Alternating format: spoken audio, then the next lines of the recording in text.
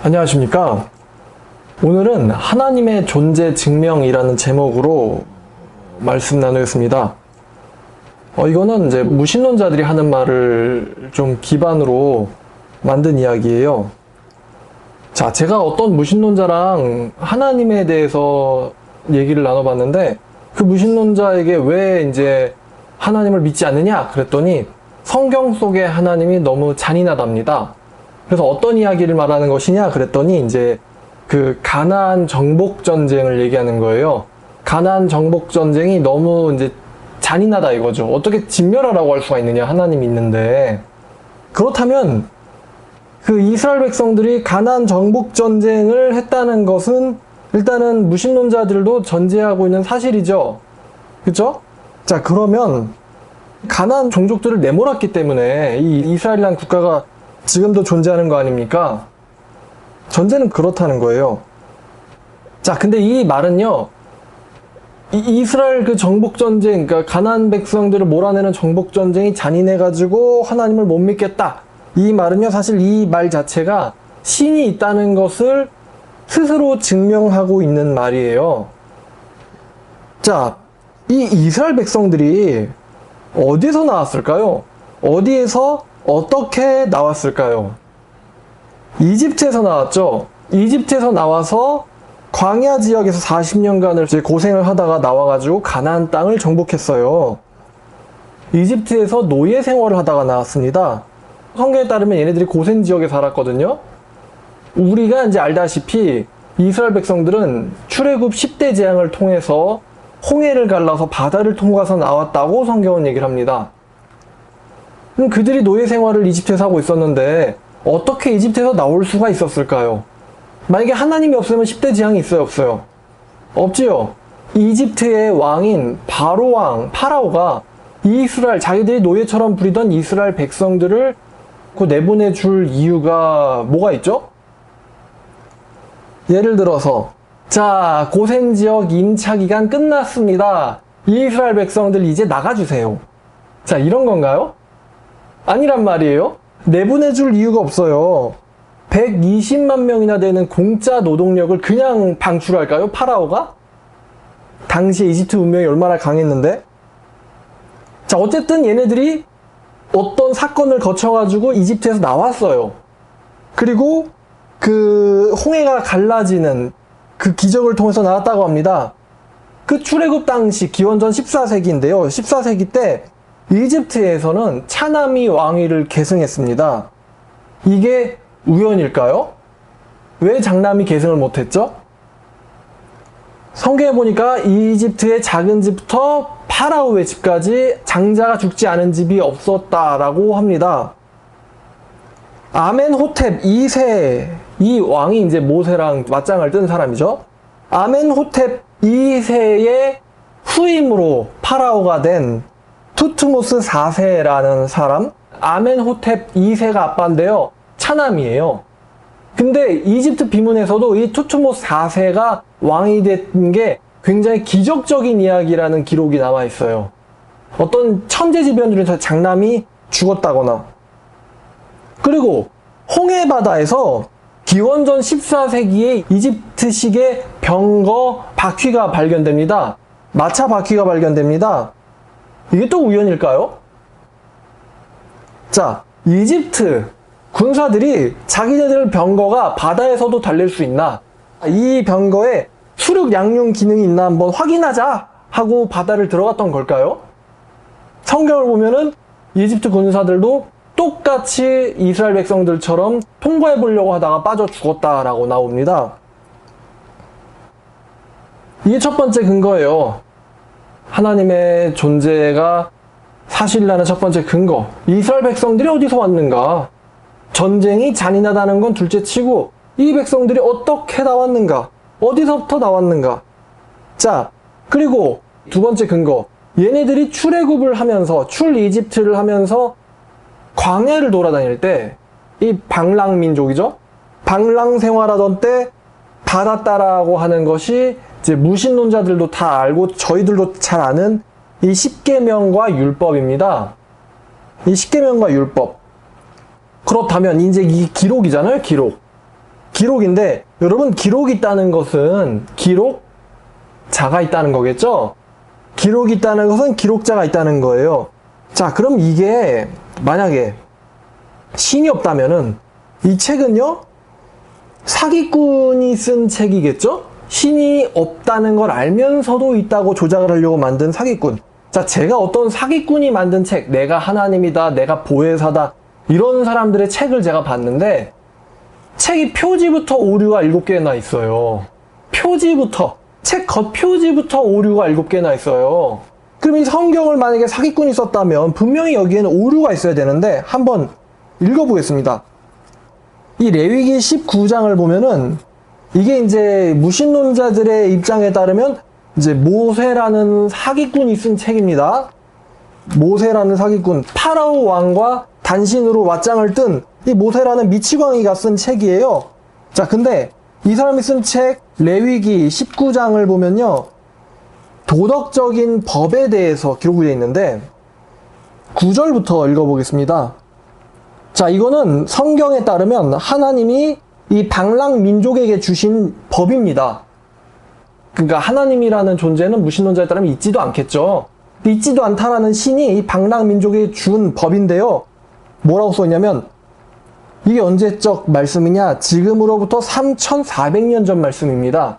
너희가 너희의 땅에서 곡식을 거둘 때에 너희는 밭 모퉁이까지 다 거두지 말고 내 떨어진 이삭도 줍지 말며 내 포도원의 열매를 다 따지 말며 내 포도원에 떨어진 열매도 줍지 말고 가난한 사람들과 거류민을 위하여 버려두라. 나는 너희의 하나님 여호와니라. 자, 너희들을 수확할 때에 싸그리 다 털지 말고 더러더러 남겨라. 누구를 위해서? 가난한 자들과 이방인들을 위해서, 외국인들을 위해서 남겨라. 나는 너희의 하나님 여호와다. 너희는 도둑질하지 말며 속이지 말며 서로 거짓말하지 말며 너희는 내 이름으로 거짓 맹세함으로 내 하나님의 이름을 욕되게 하지 말라. 나는 여호와니라.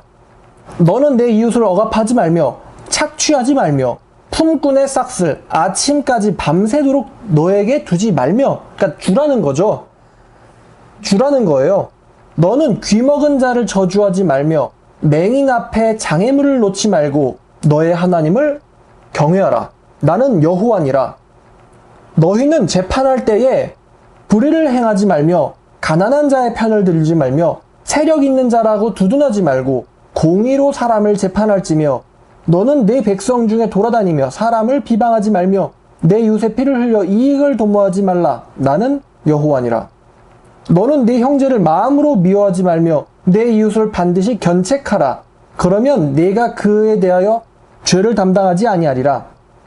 원수를 갚지 말며 동포를 원망하지 말며 내 이웃 사랑하기를 네 자신과 같이 사랑하라. 나는 여호와니라. 자, 지금 이렇게 말씀을 하셨는데 또 한 군데를 볼까요? 33절부터 37절까지 보니까 거류민, 이제 즉 외국인이에요. 외국인이 너희의 땅에 거류하며 함께 있거든 너희는 그를 학대하지 말고 너희와 함께 있는 거류민, 외국인을 너희 중에서 나은 자같이 여기며 자기같이 사랑하라. 너희도 애굽 땅에서 이집트에서 외국인이 되었었느니라. 나는 너희의 하나님 여호와니라. 자, 여기 보면요, 지금 어떤 법들이 있냐면은 이웃에 대한 법이 있고요, 근로자 보호법이 있고요, 장애인 보호법이 있고요, 공정한 재판에 대한 법이 있고 명예훼손에 대한 법이 있고요, 특히 우리나라 법에는 없는 이웃 사랑에 대한 법이 있고 마지막으로 외국인에 대한 법이 있습니다. 자, 지금 여러분 우리나라가요, 여기 성경에 보니까 너는 그 맹인의 앞에 장애물을 놓지 말라는 말씀이 있는데, 맹인 앞에 장애물을 놓지 말라, 요런 말씀이 있는데요, 우리나라에서 장애인을 배려하기 시작한 게 몇 년이나 됐죠?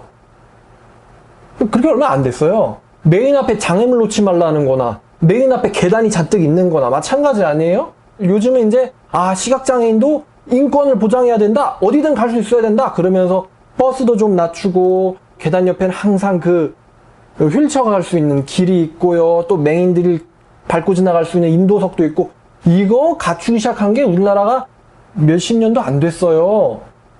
몇십 년도 안 됐어요. 그래서 시각장애인을 위해서 혹은 청각장애인을 위해서 점자책이 나오고 뭐 자막이 나오고 이런 게 얼마 안 됐단 말입니다. 근데 이 사람들은요 3,400년 전부터 이런 법을 갖고 있었습니다. 외국인 노동자에 대한 학대 요즘 문제가 되고 있죠. 근데 외국인 노동자들 그 사람들을 인간 대접하는 정도가 아니라 네 자신을 사랑하듯 해라. 너에게 낳은 동포처럼 돌봐줘라. 이러한 법을 이 사람들은 3,400년부터 갖고 있었단 말입니다. 한마디로 말하면 율법적으로 완벽합니다. 도덕적으로 완벽해요. 도덕적으로 완벽한 법을 지금 얘네들은 3,400년 전부터 갖고 있었어요. 아니 지금 한국의 같은 민족끼리 임금 착취 얼마나 이거 심각합니까? 비정규직 차별 심각합니까? 근데 성경에는 네 일꾼의 품삯을 밤새도록 아침까지 네가 갖고 있지 마라. 그러니까 반드시 주라는 거죠. 이런 법을 이 사람들은 갖고 있었단 말입니다. 나는 네 하나님 여호와니라. 자, 만약에 이 성경책이 사기꾼이 쓴 책이라고 한다면 13절부터 18절까지 너는 이웃을 억압하지 말며 착취하지 말며 품꾼의 삭슬 아침까지 너에게 두지 말며 귀머건 자를 저주하지 말고 매인 앞에 장애물 놓지 말고 또 재판할 때 불의를 행하지 말고 가난한 자라고 편들지 말고 세력 있는 자라고 두둔하지 말고 공의로 사람을 재판하고 백성 중에 돌아다니며 사람을 비방하지 말고 내 이웃의 피를 흘리지 말고 너의 사익을 도모하지 말고 형제를 마음으로 미워하지 말고 내 이웃을 반드시 돌봐주며 훈련시켜주며 그리고 원수 갚지 말고 동포 원망하지 말고 이웃 사랑하기를 네 몸과 같이 사랑하라. 나는 너의 하나님 여호와니라. 자, 만약에 이 말씀이 사기꾼이 쓴 책이라면은 이런 말을 사기꾼이 기록할 수 있을까요? 사기꾼의 머리에서 이런 말씀이 나오겠습니까? 자, 외국인을 대할 때 자, 사기꾼이 쓴 책이라면 자기 민족의 이익만을 취해야 되는 게 당연한 거 아닙니까? 근데 33절, 34절과 같이 너는 외국인을 학대하지 말고 너희 형제 중에서 나은 자처럼 여기며 자기 몸처럼 사랑하라. 너희도 이집트에서는 외국인이었었느니라. 나는 너희 하나님 여호와다. 이게 사기꾼이 쓴 책이라면 이러한 말씀을 기록할 필요가 있을까요? 만일 여러분들이 사기꾼이고 만일 여러분들이 어떠한 조작된 문서를 기록할 때 학대하고 착취하라고 기록할까요? 아니면 베풀고 돌봐주고 자기 자신 대하듯 사랑하라고 기록할까요? 여러분들이 사기꾼이라면 그 나라에 대한 법을 쓸 때요 민족 우선을 하겠습니까? 아니면 전체를 다 같이 사랑하라는 법을 쓰겠습니까? 그래서 성경책이 정말 하나님의 말씀이라는 증거가 되는 것입니다. 이거를 얘네들은 광야에서 받았다는 것입니다. 자, 그리고 세 번째는 이거는 이제 어떤 사람들은 또 알 수도 있어요. 뭐냐면 이스라엘 백성이 바벨론에 의해서 멸망을 당하는데 기원전 5, 6세기쯤에요. 바벨론 왕에 의해서 멸망을 당하는데요. 또 재밌는 거는 1세기가 지나고 나서 페르시아 왕 고레스 때에 이스라엘이 재건됩니다. 재건돼요. 근데 이제 재밌는 거는 멸망의 시점이 예언이 돼 있어요. 멸망의 시점. 언제? AD 586년에 멸망하는데 한마디로 이스라엘의 마지막 왕이 누구일지가 예언이 돼 있습니다. 34장 2절을 보면 이스라엘 하나님 여호와께서 이와 같이 말씀하시니라. 너는 가서 유다의 시드기야 왕에게 아뢰어 이르기를 여호와의 말씀에 보라. 내가 이 성을 바벨론 왕의 손에 넘기리니 그가 이 성을 불사를 것이라. 내가 그의 손에서 벗어나지 못하고 반드시 사로잡혀 그의 손에 넘겨져서 내 눈은 바벨론 왕의 눈을 볼 것이며 그의 입은 내 입에 마주대하여 말할 것이고 너는 바벨론으로 가리라. 시드기야 왕 때에 남유다가 멸망할 거라는 예언이 정확하게 되어 있어요. 그리고 또 포로 기간이 얼만큼일지도 예언이 되어 있습니다. 예레미야 29장 10절을 보면 여호와께서 이와 같이 말씀하시니라. 바벨론에서 70년이 차면 내가 너희를 돌보고 나의 선한 말을 너희에게 성취하여 너희들을 이곳으로 돌아오게 하리라. 아직 잡혀가지도 않았고 멸망하지도 않았는데 멸망할 시점을 예언해 주시고 얼만큼 포로 생활을 할 건지도 예언을 해 주십니다. 그래서 예언대로 예루살렘이 586년, 기원전 586년에 멸망을 했는데 70을 빼버리면은 여기서 이제 516년이 나오겠죠? 516년에 예루살렘 성전이 재건됩니다. 516년에. 그러니까요, 멸망할 것과 포로 기간과 재건될 게 예언이 돼 있어요.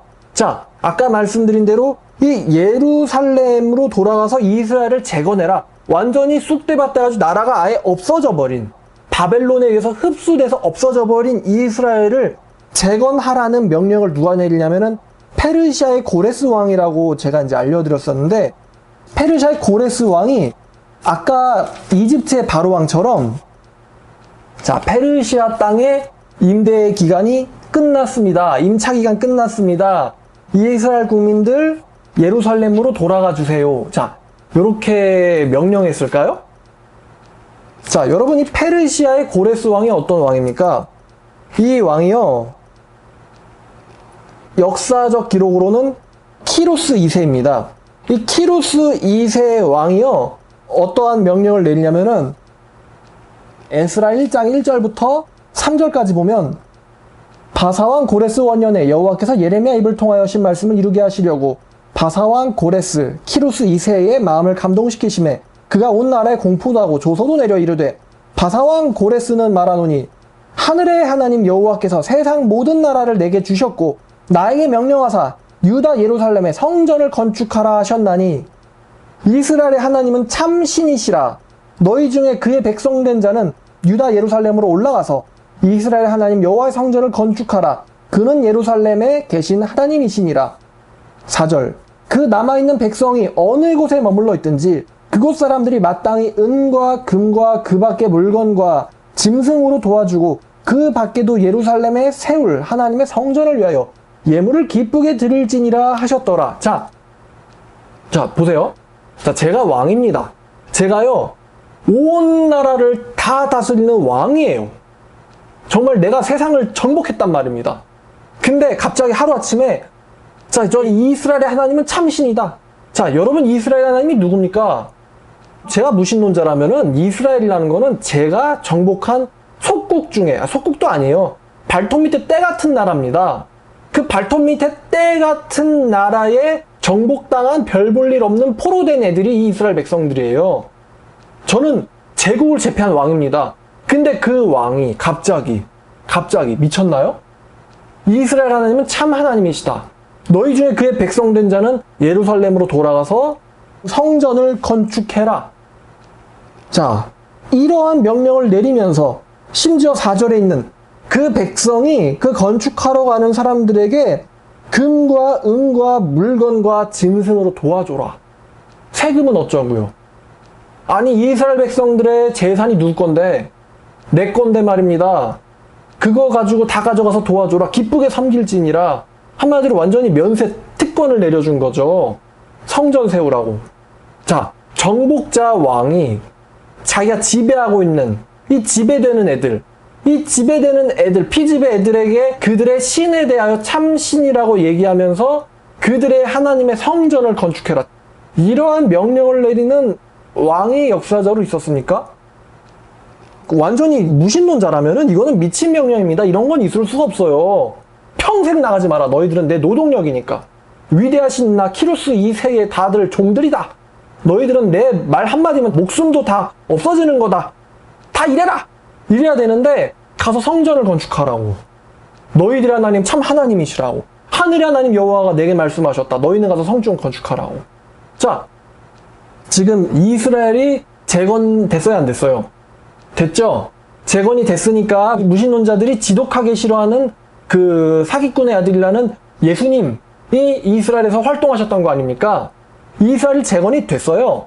이스라엘 재건된 거는 불신자도 인정하고 있는 사실입니다. 아, 이스라엘 재건 안 됐어요. 고레스 왕의 명령 가짜입니다. 이런 건 가짜예요. 이렇게 말할 수는 없어요. 자, 만약에 이스라엘이 재건이 됐다면 어떻게 재건됐을까요? 아니, 불신자라면 대답을 할 수 있어야죠.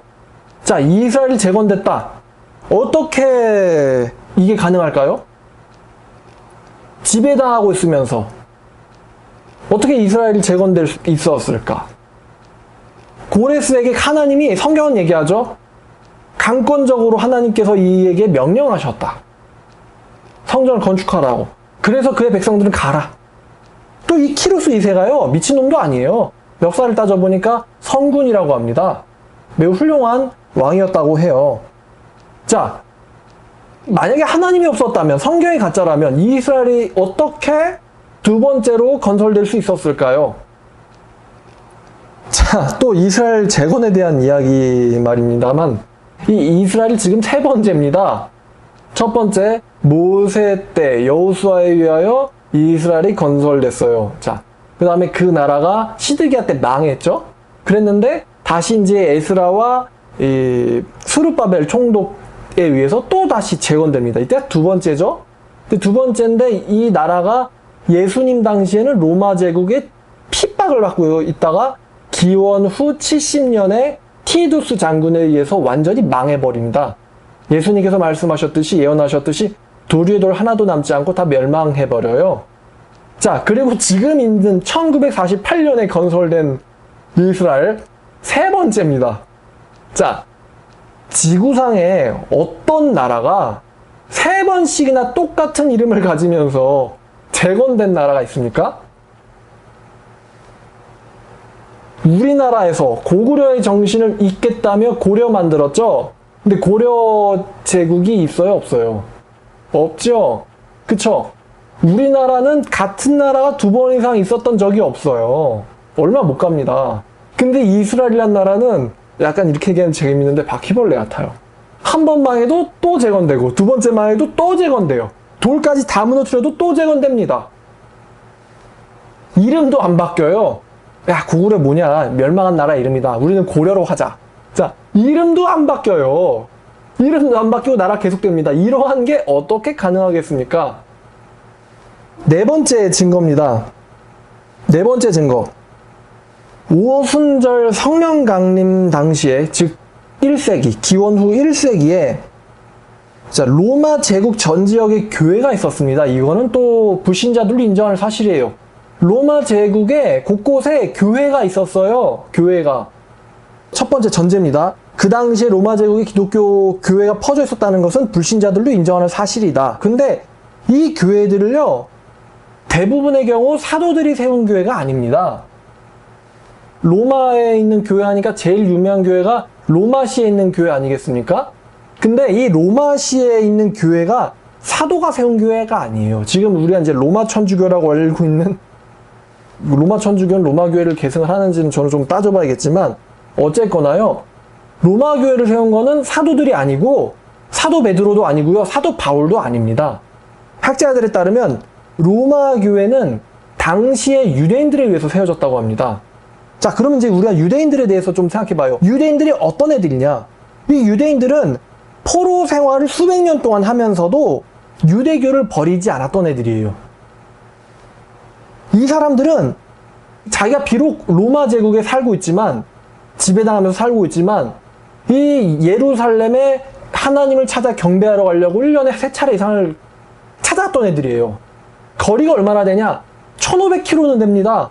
1500km나 되는 거리를 육로로, 해로로 가서 예루살렘에서 하나님을 경배하고 왔던 애들이 바로 이 유대인 애들입니다.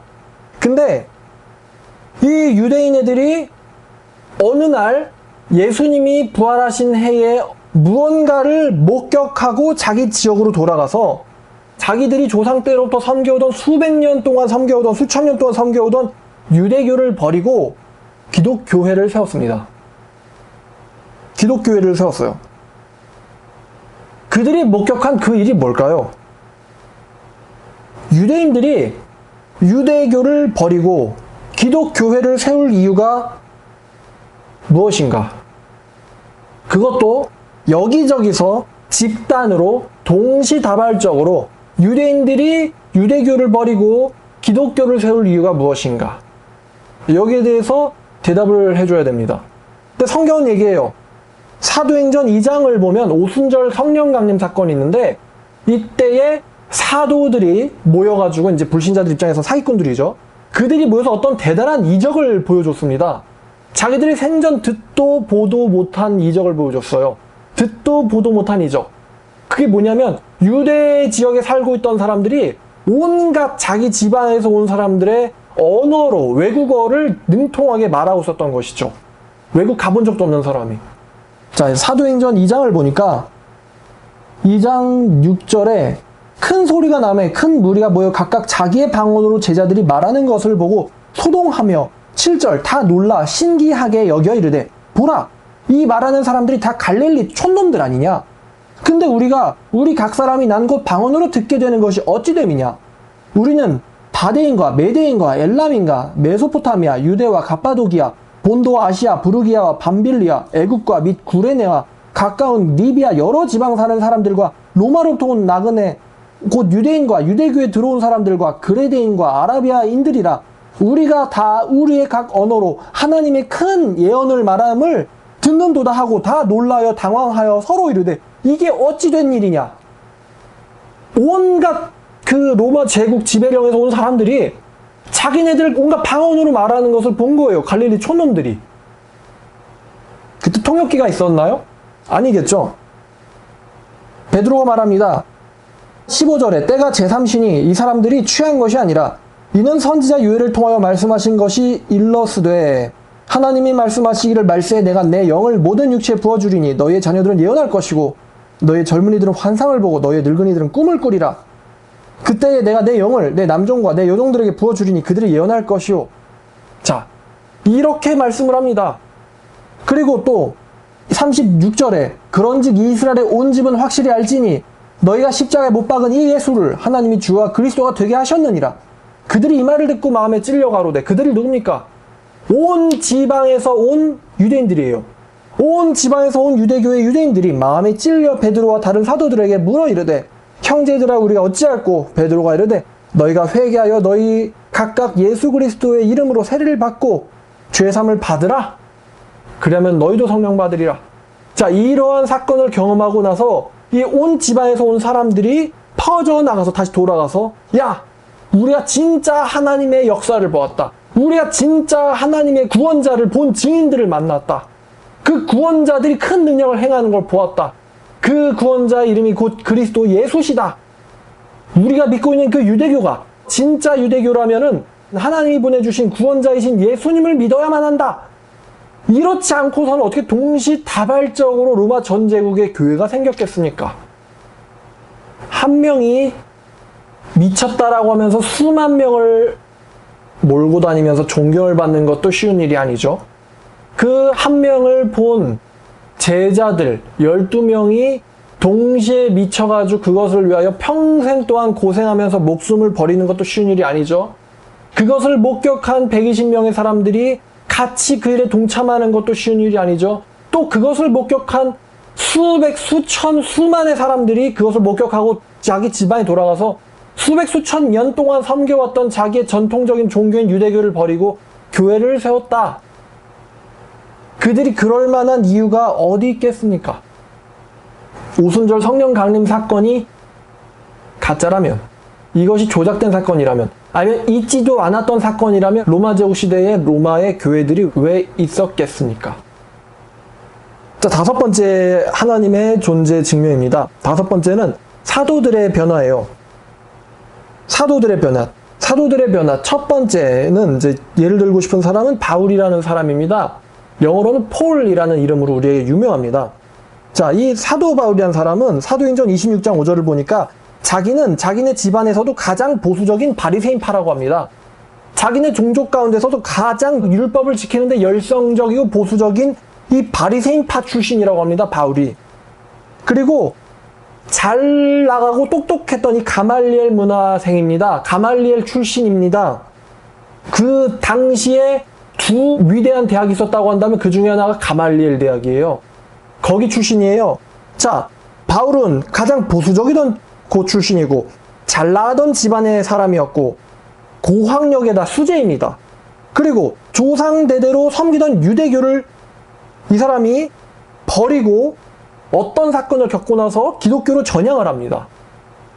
자, 심지어 이 사람이요, 기독교로 전향하기 바로 직전에는요, 오히려 기독교인들을 핍박하고 죽이려고 가던 길이었어요. 그리고 이 사람이 또 고린도전서 4장 9절을 보니까 자기들이 죽을 것까지 알고 있었고 예언을 합니다. 내가 생각하건대 하나님이 사도인 우리를 죽이기로 작정된 자 같이 끄트머리에 두셨음에 우리는 세계 곧 천사와 사람들에게 구경거리가 되었노라. 자, 하나님이 우리를 죽이기로 정하셨다. 자기들이 죽음으로써 어떠한 형태로 죽을지 살해당하는 거죠. 순교로 살해당하는 거예요. 자기들이 살해당할 것도 알고 있었어요. 예언을 했고요. 자, 만약에 성경은 말해요. 사도 바울이 다메섹으로 박해하려고 하고 있는데 하늘에서 큰 빛이 떨어져서 바울아 바울아 네가 어찌하여 나를 박해하느냐, 이렇게 성경은 말합니다. 근데 이것이 만약에 가짜고 조작이라고 다 뻥이고 없는 거라면 사도 바울이요, 잘 나가던 집안에 한마디로 금수저예요. 금수저의 고학력의 수재의 권력까지 갖고 있었어요. 근데 그 사람이 이 모든 걸 다 버리고 유대인들에게 도망다니면서까지 자기 목숨을 버리면서까지 평생 고생하면서까지 예수의 증인으로 전향할 이유가 뭐죠? 여기에 대해서 불신자들은 한번 대답을 할 수 있어야겠죠. 합리적인 대답으로. 학력, 집안, 재벌, 안정까지 보장된 바울이 유대교를 떠나 목숨을 버리면서 기독교를 믿을 이유는 무엇입니까? 자, 두 번째는 나머지 사도들의 변화인데요. 이들이 사도행전 4장 13절을 보니까 이 나사렛 촌놈들이에요. 그래서 얘네들이 학문이 없는 무식한 애들인데 갑자기 담대해졌어요. 그리고 되게 당당하게 증언을 하니까요. 그 당시의 지도자라는 사람들이 사도들을 보고는 할 말이 없는 거예요. 그리고 방금 전에 바울이 예언한 대로 사도 요한을 제외하고 나머지 전원이 순교합니다. 저는 왜 이들이 전원 순교해야 됐는지 참 잘 몰랐었는데 혹시 이거 아닐까 해요. 예수님이 부활하셨다라는 사건의 진실성을 위해서입니다. 자, 생각해보세요. 자, 제가 가정하겠습니다. 자, 예수는 사기꾼이거나 미치광입니다. 자, 그리고 12사도는 사기꾼의 제자라면 같은 사기꾼이겠고 미치광이에게는 제자가 없겠죠? 그러면 미치광이라기보다는 사기꾼에 가까워요. 왜냐하면 미치광이를 수백 수천 명이 따르진 않거든요. 수만 명이 미치광이를 따르진 않거든요. 미치광이는 재밌을 뿐이지 모이진 않아요. 미치광이들끼리 모여서 뭐가 나오겠어요? 미치광이들이 모이면 뭐가 나옵니까? 그죠? 뭔가 생산성이 있는 일이라던가 뭔가 위대한 업적이 나와야 되는데 미치광이들에게서 위대한 업적이 안 나옵니다. 그러니까 예수는요, 미치광이라기보다는 불신자라면 사기꾼이라고 봐야 됩니다. 자, 그럼 제자들도요, 당연하겠지만 사기꾼이겠죠? 자, 사기꾼들이 종교 사기를 치우는 이유는 돈 아니면 여자 때문이에요. 근데 예수가 사기꾼이고 예수의 사도들이 사기꾼이라면 이들이 11명 전원 목숨을 잃으며 평생 도망다니며 돌맞고 고생하면서까지 사기를 이어서 쳐야 될 이유가 무엇일까요? 사기에는 목적이 있기 마련입니다. 사익이 있기 때문에 사기를 치는 거예요. 근데 사익이 아니고 지금 이 사기를 대가로 자기들이 죽어야 돼요. 돌맞고 다니고 도망자 돼야 되고 박해받아야 되고 마지막엔 살해당합니다. 베드로 같은 경우는 십자가에 거꾸로 못 박혀서 죽었다고 해요. 왜 이렇게 사기를 쳐야 되죠? 이걸 사기라고 할 수 있나요? 이게 이제 한마디로 뭐 미치광이가 쓴 글이라면은 딱 정리가 됐을까요? 아니면 모순투성일까요? 미치광이가 쓴 글이라면은 말 자체가 될 수가 없어요. 근데 이 성경책이 2000년 동안 온 지구상에 온 세계 나라의 언어들로 번역되면서 성경이 미치광이 써가지고 틀린 거다, 이런 게 있어요? 없습니다. 대부분 성경에 오류라고 지적되는 것들은 이 당시에 2000년 전의 사회와 문화, 시대적 배경을 알지 못해가지고 오류가 나오죠. 하나님이 아담을 흙으로 만들었다고? 말이 돼? 흙으로 사람이 만들어져? 야, 그러면은 하나님이 칼슘과 칼륨과 피와 나트륨과 이런 것들을 조합해가지고 펌프, 나트륨 펌프를 맞춰서 뇌세포는 시냅스로 하고 모세한테 이렇게 얘기해 줄까요? 하나님이? 20년 전 사람들한테 야, 너 블루투스라는 거 알아? 핸드폰이랑 이렇게 무선으로 연동되는데 10m 반경 안에서 어떤 정보도 수신할 수 있어. 너 와이파이라고 알고 있니? 20년 전 사람들한테 이런 말 쓰면 됩니까? 안 됩니까? 안 된단 말입니다. 요렇게 해서 전화 걸던 시대 아닙니까? 기억나시죠? 근데 사람을 흙으로 만들었다. 말이 안 된다. 아, 이건요, 너무 멍청한 얘기입니다. 요런 오류를 지적한다니까요? 하여튼 이 11명 전원이 목숨을 잃기까지 증인이 돼야 될 이유가, 만약에 기독교가 진리가 아니라면 그렇게까지 해야 될 이유가 뭐가 있을까요?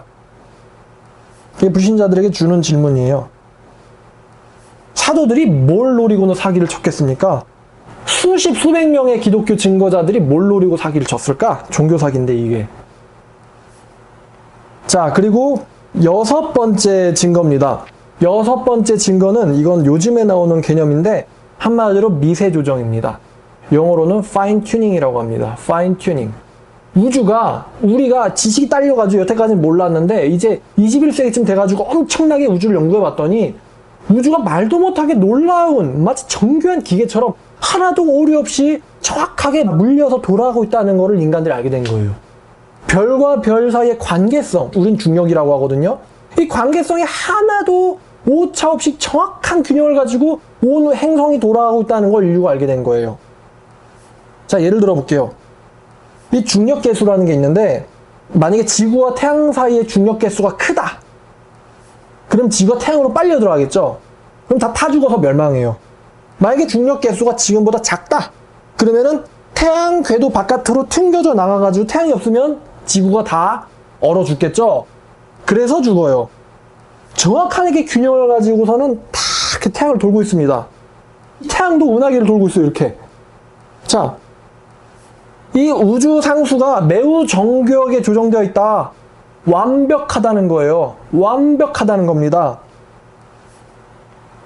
지구만 봐도요, 여러분 세균, 우리의 눈으로 보이지 않는 세균계, 또 곤충계, 동물계, 식물계 등의 생태계들이요, 완벽하게 시스템을 갖고 있어요. 몇천 년, 몇만 년을 내버려둬도 잘 돌아가요. 멸종 안 하고. 최근에는 과학자들이 이런 얘기를 해요. 왜 이렇게 우주가 정교하냐? 우주가 셀 수도 없이 많은 우주들이 있는데 그 중에 우연히 우리 우주 하나가, 그 상수가 우연히 잘 맞을 뿐이다. 우연히. 한 우주도 제대로 탐사를 못 해놓고는 다중우주가 있다.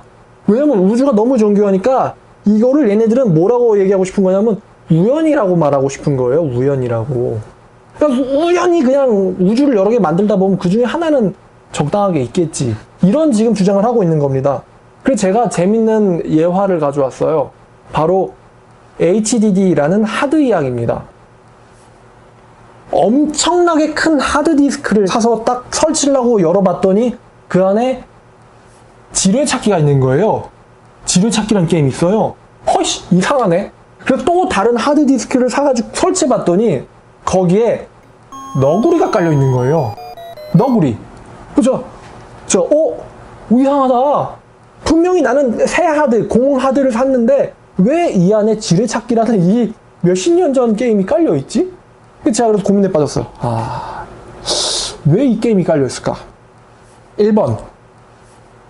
우연히 하드디스크를 만들다가 먼지가 들어가가지고 그것이 에러가 돼서 에러들이 모여가지고 지뢰찾기가 됐다. 너구리가 됐다. 두 번째 가능성. 1.4메가짜리 하드디스크를 만들 때는 없었던 게 3, 4테라를 만들다 보니까, 크게 만들다 보면은 이런 웃기는 게임은 한 개쯤은 필연적으로 깔려야 돼. 세 번째는요, 이 하드 공장에서 일하는 어떤 놈이 장난삼아 깐 거예요. 자, 여러분. 이 질문을 여러분들이 지나가는 사람들한테 해본다고 생각해 보세요. 답은 3번이죠. 누군가 깔아놓은 거예요. 자, 그러면 그 게임이 복잡해져서 스타크래프트가 되고 롤이 되고요. 지구가 되었습니다.